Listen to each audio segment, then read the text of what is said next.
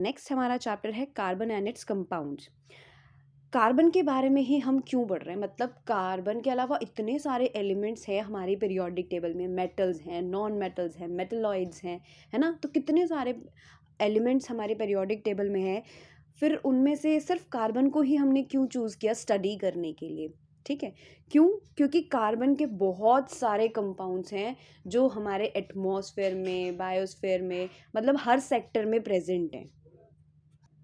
Carbon जो है वो हमारे हर सेक्टर में प्रेजेंट है। ये हमारी लिविंग ऑर्गेनिजम्स की लाइफ की एक बैकबोन है। ठीक है, मतलब हमारी बॉडी में भी ये बहुत प्रेजेंट है। इसके बहुत कंपाउंड्स हमारी बॉडी में प्रेजेंट है।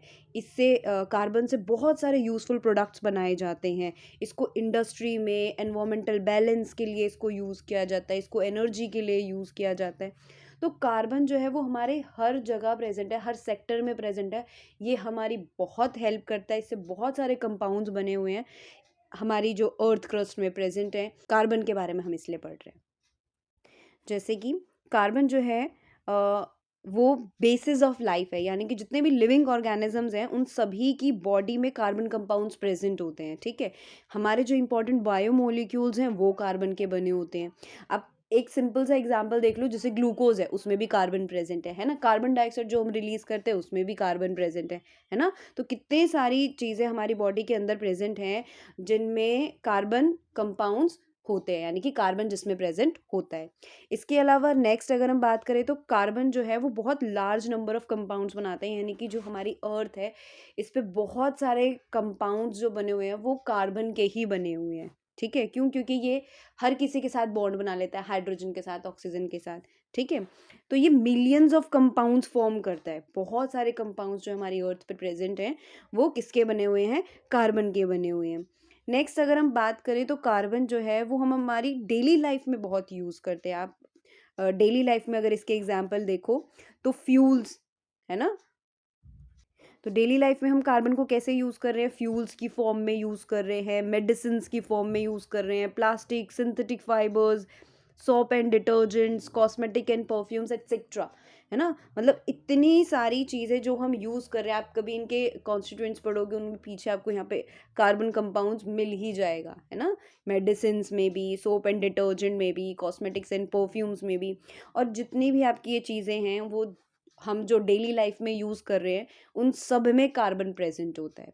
ठीक है, नेक्स्ट अगर हम बात करें तो कार्बन जो है वो एनर्जी के लिए भी बहुत इंपॉर्टेंट है। जब भी कार्बन कंपाउंड्स को बर्न किया जाता है, कंबस्ट किया जाता है, तो वो एनर्जी प्रोवाइड करते हैं, वो हीट एंड लाइट प्रोवाइड करते हैं। कार्बन जो है वो हमारी एनवायरमेंटल प्रोसेस को भी बैलेंस करता है। ठीक है, कैसे? कार्बन साइकिल से। कार्बन साइकिल जो है वो चलती है जिसकी वजह से कार्बन डाइऑक्साइड जो है हमारे एनवायरमेंट में बैलेंस फॉर्म में प्रेजेंट रहता है। Next, introduction to carbon. Carbon के बारे में कुछ और इम्पॉर्टेंट बातें जान लेते हैं कि ये इतना कि कार्बन जो है वो इतना इम्पॉर्टेंट क्यों है। ठीक है, तो फर्स्ट, कार्बन जो है वो एक नॉन मेटल है। ठीक है, वर्सटाइल एलिमेंट है। वर्सटाइल एलिमेंट क्या होता है? जो अडेप्ट कर सकता है। ठीक है, तो ये बहुत सारी चीज़ों को अडेप्ट कर लेता है, बहुत सारे फंक्शंस, एक्टिविटीज़ को ये अडेप्ट कर लेता है। तो कार्बन जो है वो एक वर्सटाइल एलिमेंट है। इसके अलावा इसका एटॉमिक नंबर जो है वो 6 है, जिसकी वजह से इसकी वैलेंसी क्या हो जाती है? 4 हो जाती है ना। मास नंबर 12 हो जाता है। यहाँ पे आप देख सकते हो, यहाँ पे डायग्राम भी है कार्बन का। कार्बन एटम जो है वो आपको शो किया है। तो यहाँ पे आपको क्या दिख रहा है? 6 इलेक्ट्रॉन्स हैं। ये जो ग्रीन वाले हैं ये 6 हैं और 6 इलेक्ट्रॉन्स हैं। तो ये जो इलेक्ट्रॉन्स हैं ये 6 है, और जो आउटर मोस्ट शेल है उसमें कितने इलेक्ट्रॉन्स हैं? 4, जिसकी वजह से इसकी वैलेंसी क्या हो गई? 4। अब ऑक्टेट कंप्लीट करने के लिए इसको कितने चाहिए होते हैं इलेक्ट्रॉन्स? 4 ही चाहिए होते हैं अपने। ठीक है, इसके अलावा अर्थ क्रस्ट में कार्बन कितना प्रेजेंट है? 0.02% अर्थ क्रस्ट में प्रेजेंट है मिनरल्स की फॉर्म में, और एटमॉस्फेयर में 0.03% की फॉर्म में प्रेजेंट है। इसके अलावा कार्बन जो है वो क्या करता है? लार्ज नंबर ऑफ कंपाउंड्स बनाता है। जैसे अभी हमने देखा कि कितने सारे यूजफुल प्रोडक्ट्स ये बनाता है, पर ये कैसे बना सकता है इतने large number of compounds? 2 properties हैं इसकी, एक तो है कैटेनेशन और एक है टेट्रावेलेंसी। टेट्रावेलेंसी यानी कि जब वैलेंसी 4 होती है, जैसे मैंने अभी आपको बताया इसकी वैलेंसी 4 है, यानी कि इसकी टेट्रावेलेंसी है। तो इसके पास क्या है, ऑक्टेट का जस्ट हाफ नंबर है, यानी कि ना तो ये गेन कर सकता है इलेक्ट्रॉन्स को, ना ये लूज कर सकता है, तो ये क्या करता है, शेयर कर लेता है इलेक्ट्रॉन्स को।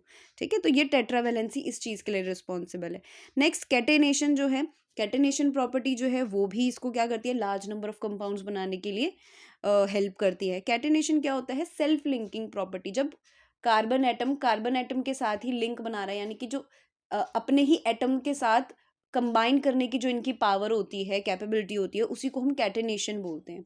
तो कार्बन क्या करता है, अपने ही जैसे कार्बन एटम्स के साथ कंबाइन कर लेता है और बहुत लंबी चेन बना लेता है, रिंग स्ट्रक्चर बना लेता है, ब्रांच स्ट्रक्चर बना लेता है, यानी कि हर तरीके का स्ट्रक्चर बना लेता है।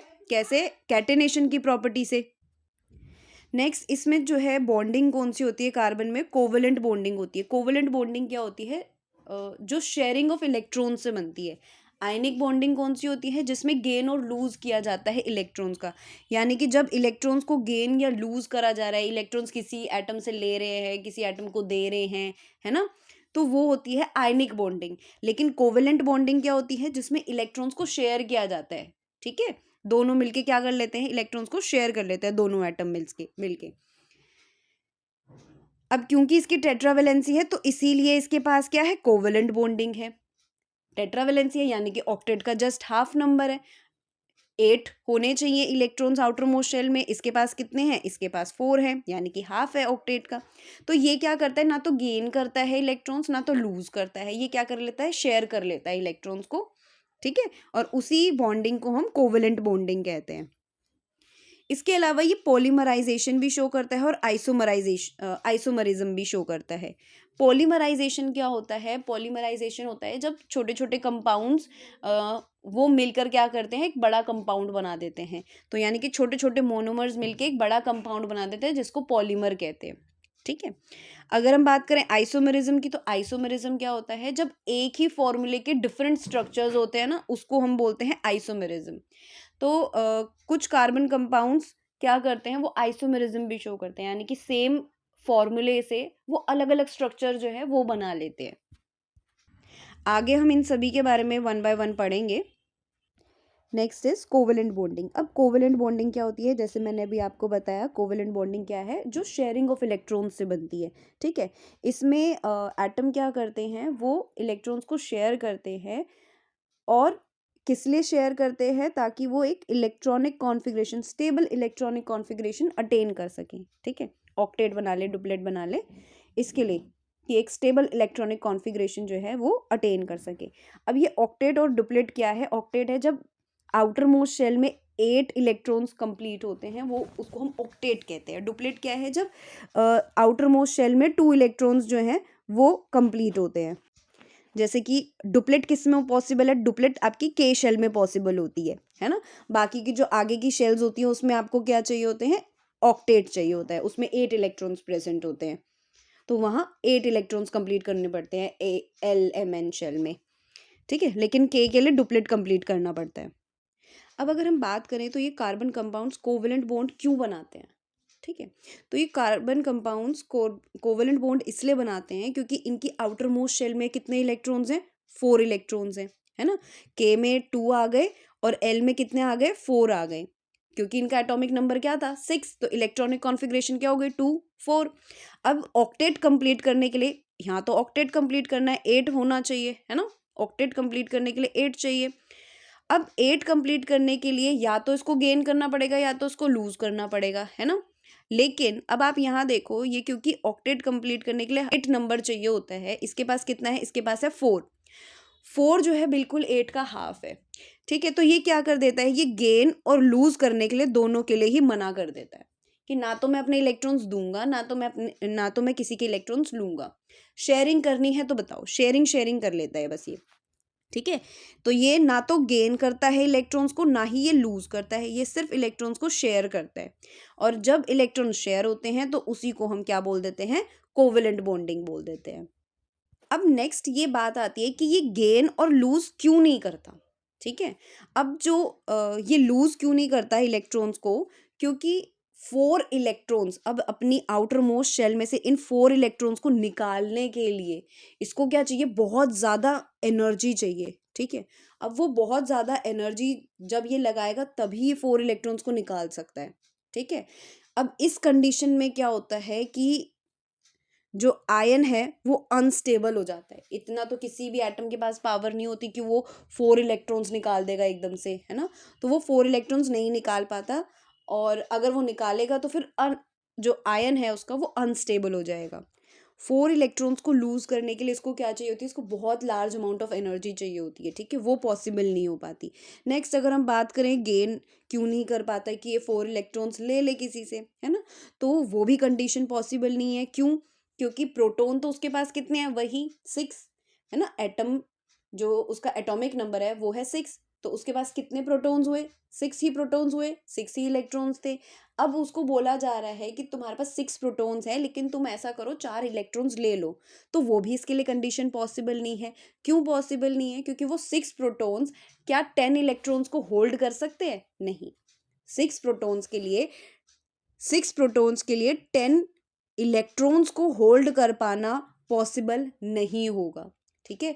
जिसकी वजह से क्या होगा, इलेक्ट्रॉन इलेक्ट्रॉन रिपल्जन हो जाएगी, ठीक है। इलेक्ट्रॉन इलेक्ट्रॉन रिपल्जन हो जाएगी, तो जिसकी वजह से आयन क्या हो जाएगा, अनस्टेबल हो जाएगा। यहाँ पर भी, यहाँ पे जैसे आपको मीथेन का एग्जाम्पल शो किया है, तो मीथेन के एग्जाम्पल में आपको क्या दिख रहा है कि एक कार्बन है, एक्स जो है वो क्या है, एक्स आपको कार्बन के इलेक्ट्रॉन्स रिप्रेजेंट किए जा रहे हैं, और हाइड्रोजन के इलेक्ट्रॉन्स कैसे रिप्रेजेंट कर रहे हैं, डॉट से। तो यहाँ पर क्या हो रहा है कि एक कार्बन क्या कर रहा है, वो 4 हाइड्रोजन के साथ बॉन्ड बना रहा है ना। एक कार्बन 4 हाइड्रोजन के साथ बॉन्ड बना रहा है। कैसे? कार्बन के पास कितने इलेक्ट्रॉन्स हैं, 4 इलेक्ट्रॉन्स हैं, है ना। कार्बन के पास कितने इलेक्ट्रॉन्स होते हैं, कार्बन के पास आउटर मोस्ट शेल में 4 इलेक्ट्रॉन्स होते हैं, ठीक है, जैसे कि आपको यहाँ पे भी रिप्रेजेंट कर रहे हैं। अब क्या होता है कि हाइड्रोजन के पास एक ही इलेक्ट्रॉन होता है ना, जिसको हमने सर्कल से रिप्रेजेंट किया है। तो ये क्या हो गया, एक बॉन्ड इसने इसके साथ शेयर कर लिया, एक बॉन्ड इस हाइड्रोजन के साथ शेयर कर लिया, एक बॉन्ड इसने इस हाइड्रोजन के साथ शेयर कर लिया, और एक बॉन्ड उसने इस हाइड्रोजन के साथ शेयर कर लिया। तो यहाँ पे क्या हो रहा है, एक ही कार्बन जिसके पास 4 इलेक्ट्रॉन्स थे, हाइड्रोजन जिसके पास एक ही इलेक्ट्रॉन होता है, तो एक कार्बन 4 हाइड्रोजन के साथ बॉन्ड बना रहा है ना, कैसे, शेयर कर रहा है। नेक्स्ट अगर हम वाटर की बात करें, तो वाटर में आपको क्या पता है, वाटर का फॉर्मूला H2O होता है ना। अब ये कैसे बना है, अब एक ऑक्सीजन के पास 6 इलेक्ट्रॉन्स होते हैं आउटर मोस्ट शेल में, है ना। हाइड्रोजन के पास एक ही इलेक्ट्रॉन होता है, तो इस तरीके से हम इसको रिप्रेजेंट करेंगे, 6 इलेक्ट्रॉन्स आउटर मोस्ट शेल में ऑक्सीजन के, ये हमने रिप्रेजेंट किए। अब ये क्या करेगा, हाइड्रोजन का जो एक एक इलेक्ट्रॉन है उसको इसने शेयर कर लिया। अब इसके पास टोटल कितने हो गए, ऑक्सीजन का ऑक्टेट कंप्लीट हो गया, उसने एक एक इलेक्ट्रॉन जो है वो वाटर से, हाइड्रोजन से ले लिया, ठीक है। हाइड्रोजन का भी डुप्लेट कंप्लीट हो गया, उसने एक इलेक्ट्रॉन जो है वो किससे ले लिया, ऑक्सीजन से ले लिया। तो इस तरीके से हाइड्रोजन के भी डुप्लेट कंप्लीट हो गए और ऑक्सीजन का भी ऑक्टेट कंप्लीट हो गया शेयरिंग से। अब यहाँ पे अगर हम देखें कार्बन डाइऑक्साइड की बॉन्डिंग कैसे बनेगी, तो कार्बन के पास कितने इलेक्ट्रॉन्स होते हैं आउटर मोस्ट शेल में, 4, है ना। तो 4 इलेक्ट्रॉन्स हमने रिप्रेजेंट कर दिए। ऑक्सीजन के पास आउटर मोस्ट शेल में कितने इलेक्ट्रॉन्स होते हैं, 6, ठीक है, तो 6 हमने रिप्रेजेंट कर दिए। अब कार्बन क्या करेगा, वो ऑक्सीजन के भी 2 इलेक्ट्रॉन्स इधर से और 2 इलेक्ट्रॉन्स इधर से शेयर कर लेगा। कार्बन का ऑक्टेट कंप्लीट हो गया, 8 इलेक्ट्रॉन्स इसके पास हो गए। ऑक्सीजन क्या करेगा, वो भी कार्बन के 2 इलेक्ट्रॉन्स ले लेगा। अब ऑक्सीजन का भी क्या हो गया, ऑक्टेट कंप्लीट हो गया, इधर वाले ऑक्सीजन का भी ऑक्टेट कंप्लीट हो गया। तो हमारे पास क्या फॉर्मूला बन गया, कार्बन एक ही है और ऑक्सीजन 2 लग रहे हैं। नेक्स्ट अगर हम कोवेलेंट बॉन्डिंग की प्रॉपर्टीज़ की बात करें, यानी कि कोवेलेंट कंपाउंड्स की प्रॉपर्टीज़ की बात करें, तो क्या है इनकी प्रॉपर्टीज़। सबसे पहली प्रॉपर्टी है कि एक तो ये लो मेल्टिंग और बॉइलिंग पॉइंट इनका कम रहता है, ठीक है, मेल्टिंग और बॉइलिंग पॉइंट इनका कम रहता है। अब वो क्यों कम रहता है, क्योंकि इनका जो इंटरमोलिकुलर फोर्स है वो बहुत कम है ना। शेयरिंग से इलेक्ट्रॉन्स की शेयरिंग से ये बॉन्ड बना है, जिसकी वजह से इनका जो इंटरमोलिकुलर फोर्स है वो क्या रहता है, वो वीक रहता है और वो ब्रेक हो सकता है, ठीक है।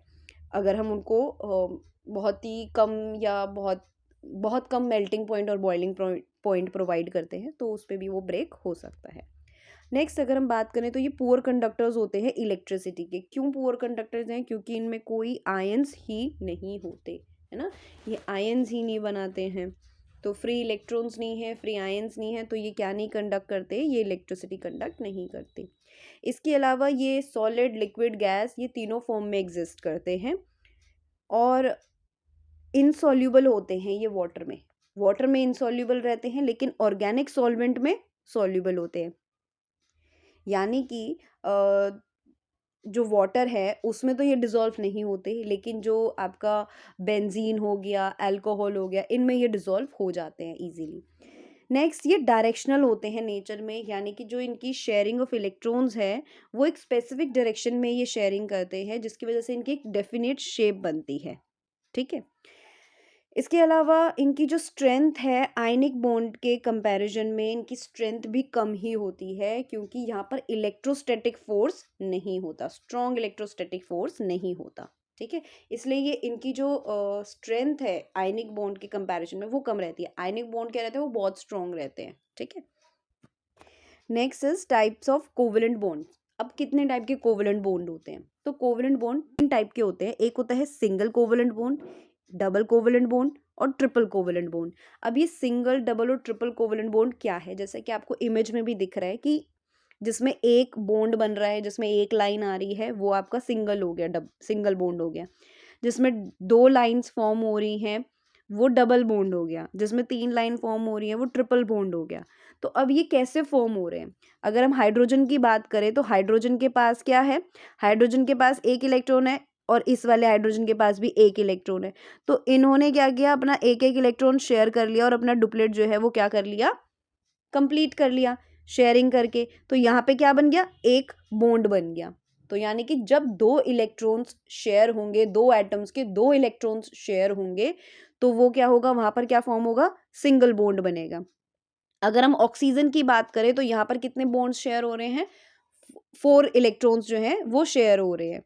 ठीक है, ऑक्सीजन में क्या हो रहा है, 4 इलेक्ट्रॉन्स शेयर हो रहे हैं, 2 इस वाले ऑक्सीजन के और 2 इस वाले ऑक्सीजन के। यहाँ पे आप इसको देख सकते हो। अब ऑक्सीजन का आउटर मोस्ट शेल में कितने इलेक्ट्रॉन्स रहते हैं, 6। तो ये इनको अपना ऑक्टेट कंप्लीट करने के लिए क्या चाहिए, 2 इलेक्ट्रॉन्स चाहिए। तो इन्होंने क्या करा, एक बॉन्ड यहाँ बन गया और एक बॉन्ड यहाँ बन गया, है ना। तो 2 इलेक्ट्रॉन्स ऊपर वाले बॉन्ड में शेयर कर लिए, 2 इलेक्ट्रॉन्स नीचे वाले बॉन्ड में शेयर कर लिए, यानी कि टोटल कितने इलेक्ट्रॉन्स शेयर किए, 4 इलेक्ट्रॉन्स इन्होंने शेयर किए। तो जब 4 इलेक्ट्रॉन्स शेयर हो रहे हैं वहां पे क्या बनेगा, डबल बॉन्ड बनेगा। ऐसे ही जब 6 इलेक्ट्रॉन्स शेयर होंगे तो वहां पे क्या बनेगा, ट्रिपल बॉन्ड बनेगा।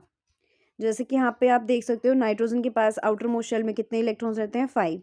तो इसने क्या करा, 6 इलेक्ट्रॉन्स को शेयर कर लिया अपने ऑक्टेट को कंप्लीट करने के लिए, क्योंकि इसको 3 इलेक्ट्रॉन्स और चाहिए थे, है ना।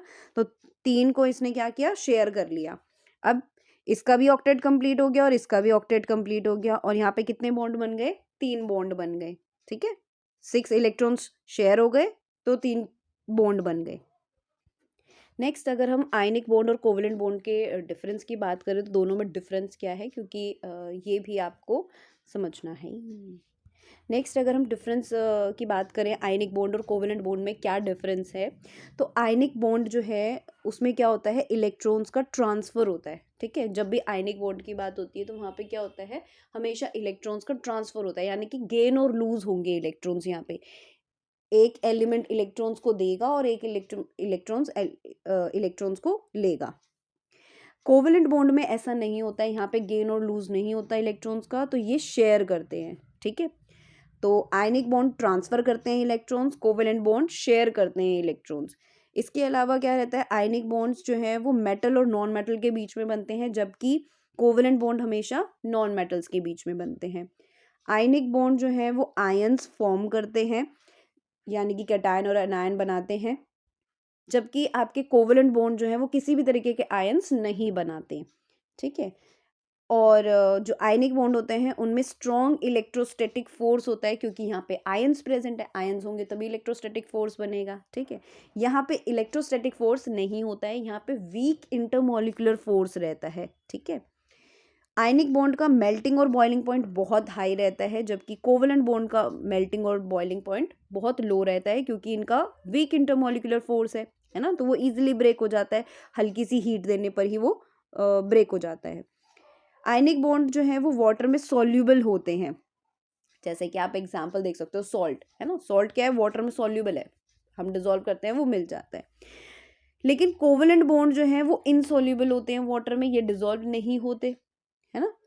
अगर हम बात करें इलेक्ट्रिसिटी की, तो आयनिक बॉन्ड जो है वो इलेक्ट्रिसिटी कंडक्ट करते हैं मोल्टन और एक्वस स्टेट में। क्यों कंडक्ट करते हैं? क्योंकि यहाँ पे क्या प्रेजेंट है? आयंस प्रेजेंट है। आयंस होंगे तभी इलेक्ट्रिसिटी कंडक्ट होगी, है ना। लेकिन जो आपके कोवेलेंट बॉन्ड हैं ये पुअर कंडक्टर्स होते हैं इलेक्ट्रिसिटी के।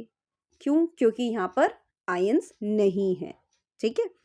नेक्स्ट अगर हम बात करें, आयनिक बॉन्ड जो है वो नॉन डायरेक्शनल रहते हैं, ठीक है, कोई इनकी पर्टिकुलर डायरेक्शन नहीं होती, लेकिन कोवेलेंट बॉन्ड की डायरेक्शन होती है और ये डेफिनेट शेप भी उसी डायरेक्शन की वजह से बना पाते हैं। जो आयनिक बॉन्ड्स हैं वो आपके जनरली सॉलिड्स में ही एग्जिस्ट करते हैं, क्रिस्टलाइन और सॉलिड की फॉर्म में एग्जिस्ट करते हैं, सॉलिड भी हार्ड सॉलिड। अगर हम कोवेलेंट बॉन्ड की बात करें तो इसमें क्या होता है, ये सॉफ्ट सॉलिड, लिक्विड और गैस की फॉर्म में एग्जिस्ट करते हैं, यानी कि तीनों स्टेट में एग्जिस्ट करते हैं। एग्जाम्पल यहाँ पे आपको दिए हैं NaCl और पोटेशियम ब्रोमाइड। यहाँ पे आपको एग्जाम्पल दिए सोडियम क्लोराइड, पोटेशियम ब्रोमाइड। और कोवेलेंट बॉन्ड की अगर हम एग्जाम्पल देखें तो मीथेन और वाटर जो है वो आपको यहाँ पे शो किया है।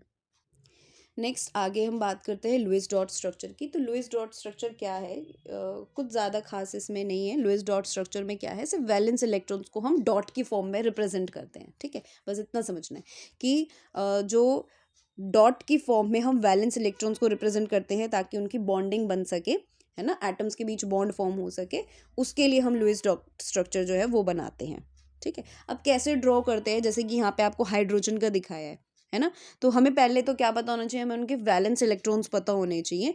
और जब भी एक शेयर्ड पेयर होगा, जो मतलब दो इलेक्ट्रॉन्स जब शेयर होंगे तो वहाँ पे एक कोवेलेंट बॉन्ड बनेगा, ठीक है, इतना ध्यान रखना है। जैसे कि हम हाइड्रोजन की बात करें, जैसे यहाँ पे आपको हाइड्रोजन का शेयर किया हुआ है, तो हाइड्रोजन की अगर हम बात करें, एक हाइड्रोजन के पास उसके आउटर मोस्ट शेल में कितने इलेक्ट्रॉन्स होते हैं?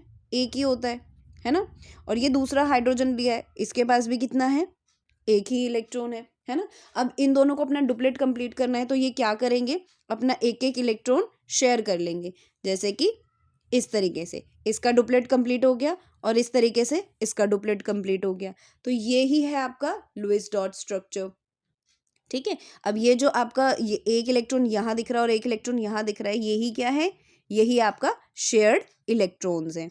सेम एज चीज आप ऑक्सीजन के भी बना लोगे, है ना। यहाँ पर आपको दो इलेक्ट्रॉन्स दिख रहे हैं, ये दो इलेक्ट्रॉन्स दिख रहे हैं, ये दोनों क्या हो जाएंगे? शेयर हो जाएंगे, ठीक है, इस तरीके से। फिर यहाँ पे आप देख सकते हो मीथेन का भी आपको शो किया हुआ है। नेक्स्ट यहाँ पे जो जानने वाली बात है वो क्या है? बॉन्ड पेयर और लोन पेयर। बॉन्ड पेयर क्या होते हैं? बॉन्ड पेयर होते हैं जो शेयर्ड इलेक्ट्रॉन पेयर हैं, यानी कि जो इलेक्ट्रॉन्स शेयर हो गए हैं, ठीक है। और लोन पेयर क्या होते हैं? जो अनशेयर्ड इलेक्ट्रॉन पेयर होते हैं, ठीक है, जो शेयर नहीं हुए हैं।